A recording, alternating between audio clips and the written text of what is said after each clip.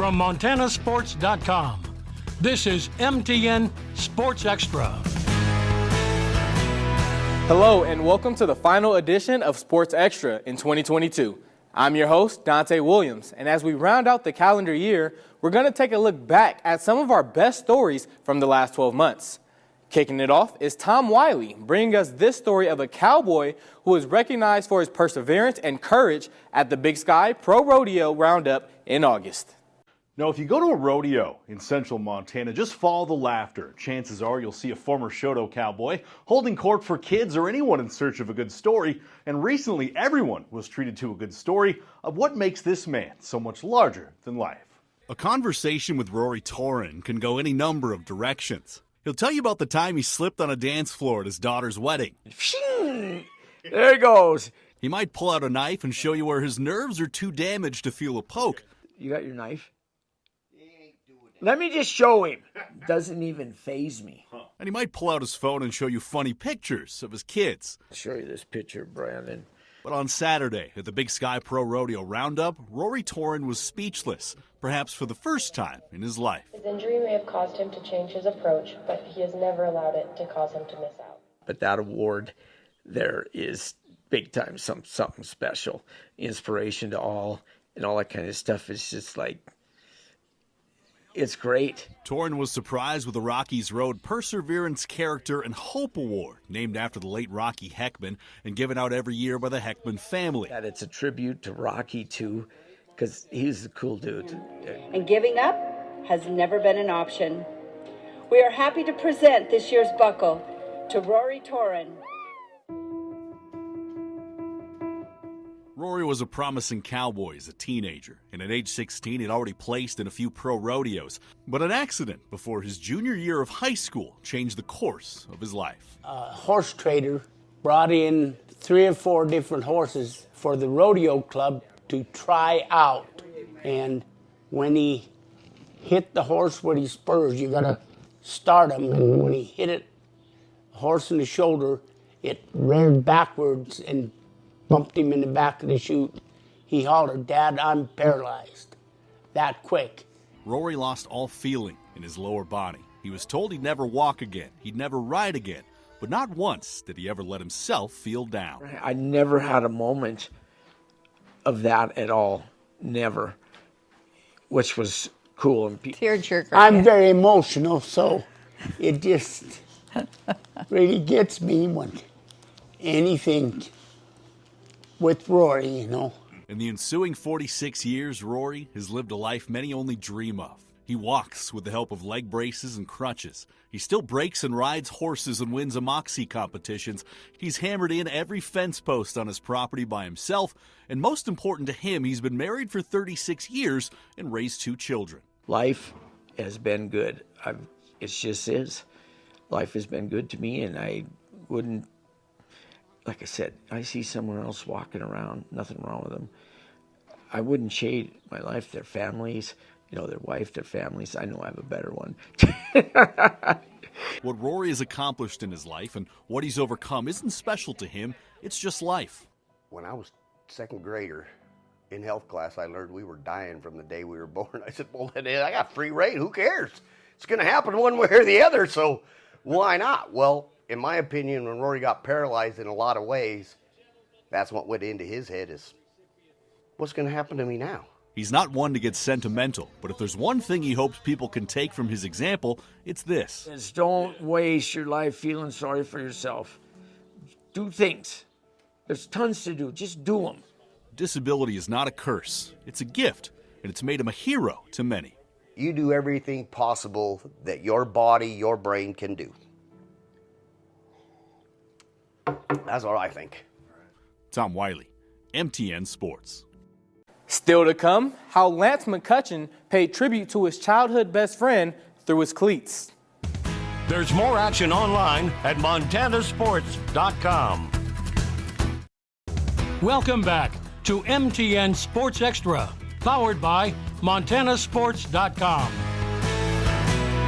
Professional athletes are typically seen making fashion statements before and sometimes during their games. Ashley Washburn spoke to Rams rookie Lance McCutcheon about how he used his cleats to pay homage to his childhood best friend. Football is more than just a game. It's a brotherhood, a community, tradition. But once a week in the NFL, it's also a platform where players are able to wear their hearts on their feet. They gave us a bunch, options and different choices to choose from, but it was kind of a no-brainer for me.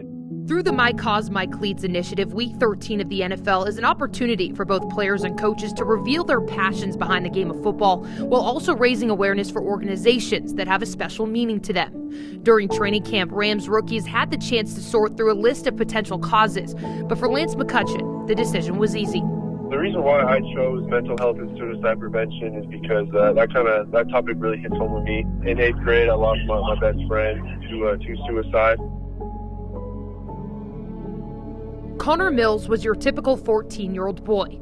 He was an athlete, loved to hang out with his friends, was the best twin, big brother, and had a way of making people laugh. Connor was an amazing young man. He lit up the room when he came in. He had such a big, kind heart. Connor's mom had a first-hand seat to Connor and Lance's friendship that of course stemmed from sports, and said it didn't matter if it was football or basketball, the two just clicked. They had a connection. Growing up, he was my best friend. He was like the big brother to me, the big brother that I never had, and he's always someone I could, come to, laugh with. Laughs that often echoed through the Mills household, but even behind that beautiful smile, there was also pain. I think he was scared to tell people he was depressed because they would say, what are you depressed about? You're this great kid with, a loving family and wonderful friends and in a great community. He really hid it from us. And on May 31st, 2013, just weeks before the end of the school year, Connor Mills took his own life. One of the last things he said to me when he was struggling was he had taped the words love and hope up in his room. And I asked him about it, and he said it was because when he's really struggling on those dark nights, that's what he holds on to, is love and hope. And then he looked at me and he asked me, promise me, Mom, you'll never give up on love and hope. Since 2013, people from all walks of life have been working to end the stigma around mental health.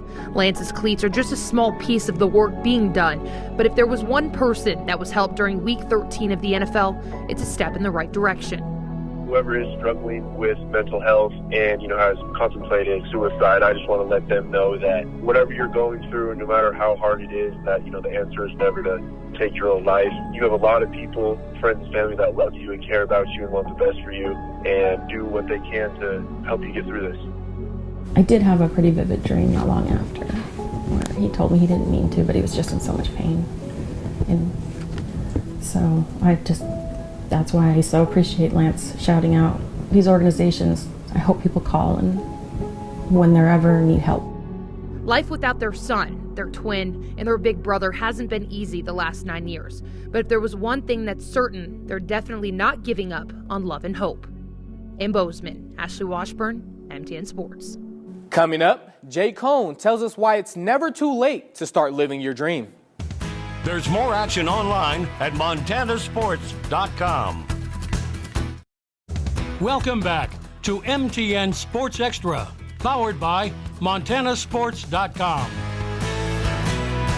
No stranger to the Montana sports scene, Jay Cone is living out his dream as the television play-by-play announcer for the Grizz this past season. Brandon Sullivan takes us through Cone's first year and how much it meant to him and his family. It's homecoming weekend here at the University of Montana. And in Missoula, that means one thing on a Saturday afternoon, college football. He's still on his feet, loose on the sidelines. He's going to go 30, 20, 10. Robbie Houck, the length of the field. Touchdown, Grizzlies. When I got the call, they said, "What do you think about doing the Grizz games?" I was like, I almost drove off the road. We were driving from Fort Benton to Havre for a wedding. I looked at Judy and I went, they just asked me if I wanted to do the Grizz games. Are you serious? Yes. Right away, yes. The anticipation building here is this is, as we've said, a must-win for the Grizzlies. I've been so fortunate in my career I don't think I've ever really applied for a job. All the jobs have come and found me. The purpose of this display is to see if the use of energy can be controlled by switches. And as you can see, this young man has a lot of switches. If you've watched the local news anywhere across this great state at any time over the past 40 years, you undoubtedly know the name Jay Cone.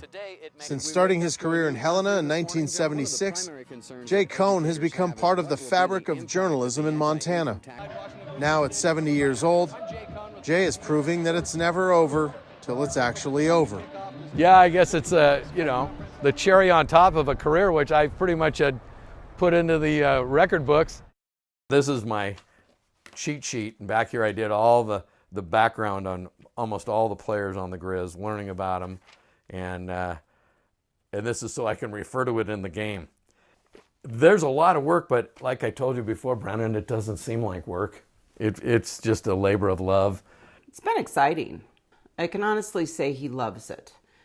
He always wanted to be in sports broadcasting. That was always his greatest love. I couldn't believe we couldn't stop their running attack in the last 5.5 minutes of the game.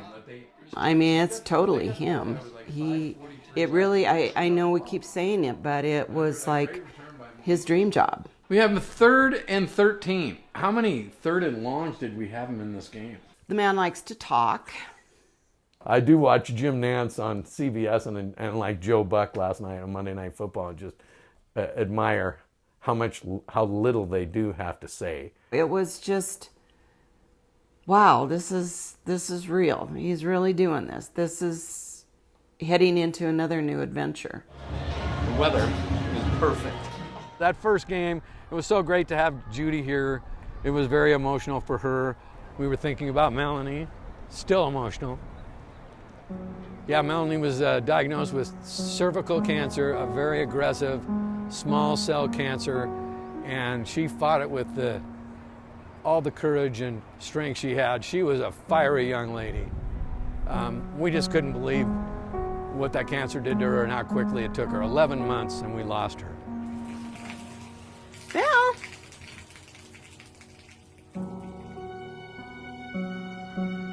We always felt Melanie, if anyone was going to beat this, it was Mel. Didn't happen. And we think about her all the time.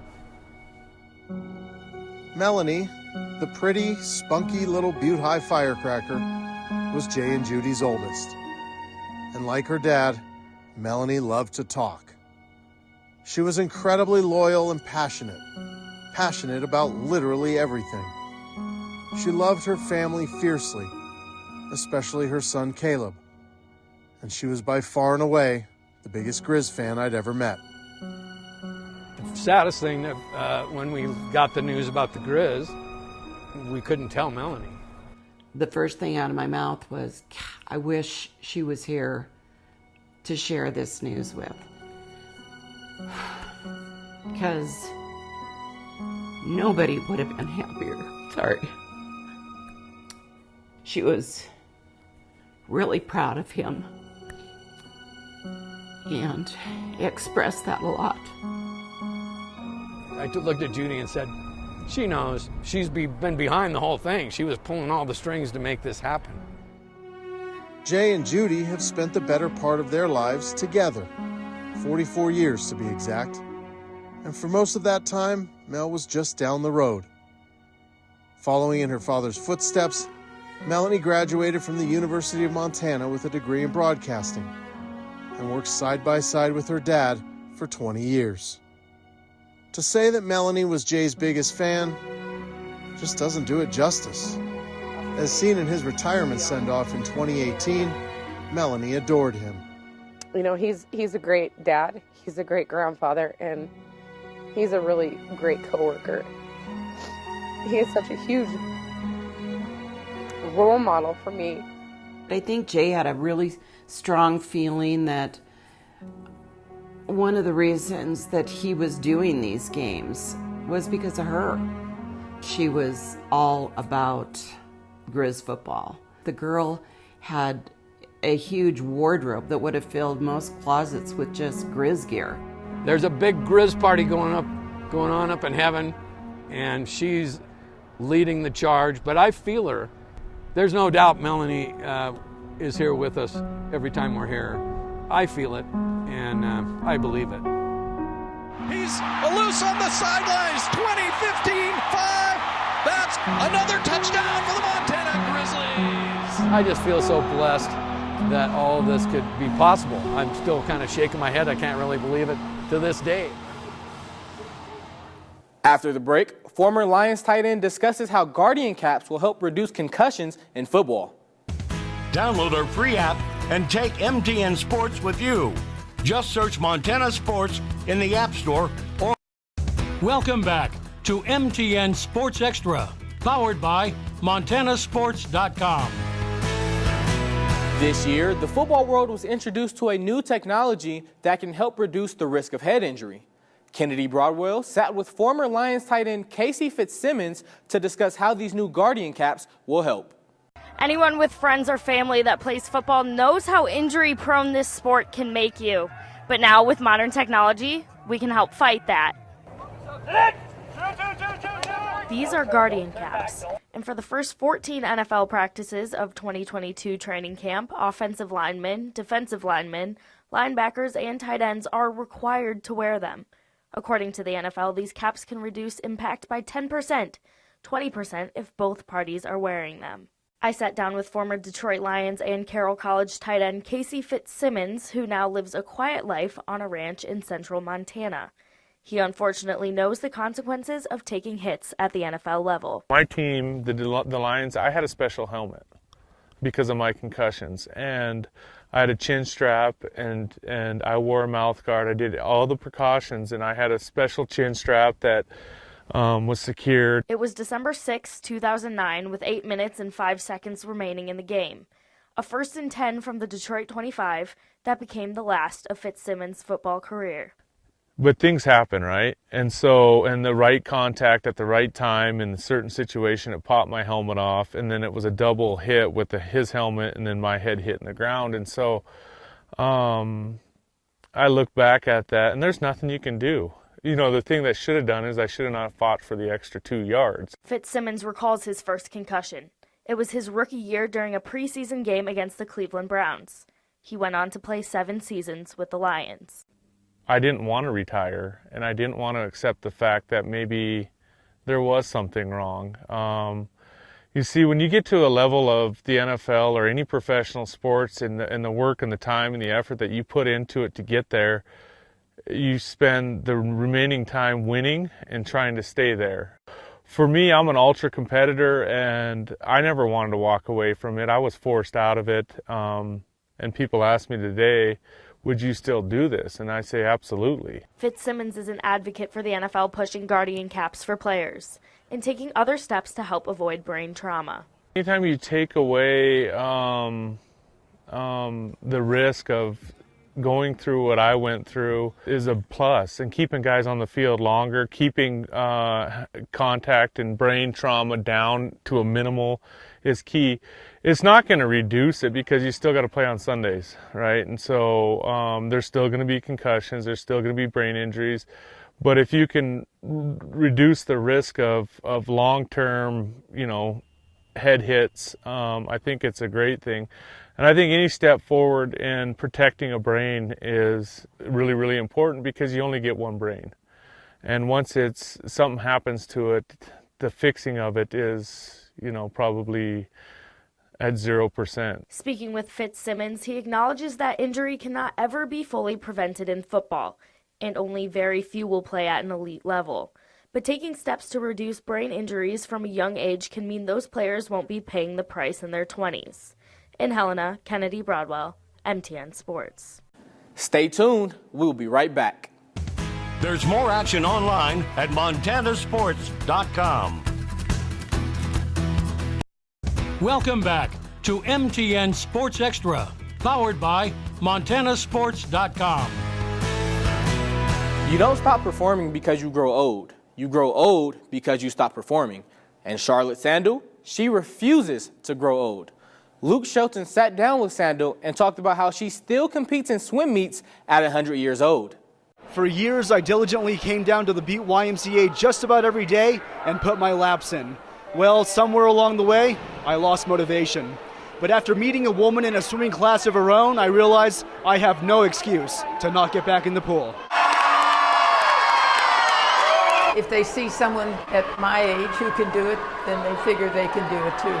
People see me and they decide if she can do it, I can do it too. So that's the best part. In August, Helena resident Charlotte Sandel turned 100 years old. A member of the Big Sky, Montana Masters Swim Club, she was in Butte for a Sunday meet and truly in a league of her own. There were a few other senior citizens in the pool, but even they were young enough to be Charlotte's kids. Her strategy is straightforward. It's always challenging, and you always try to do your best. You do what you're able to do. Growing up in Chicago, Charlotte can still remember swimming in Lake Michigan. She's lived an incredible life since then and today has 4 kids and 2 grandkids. And though she's now part of that distinguished 100 club, she doesn't feel all that different from when she was a kid diving into the Great Lakes. How does it feel to be a centenarian? I haven't seen any difference.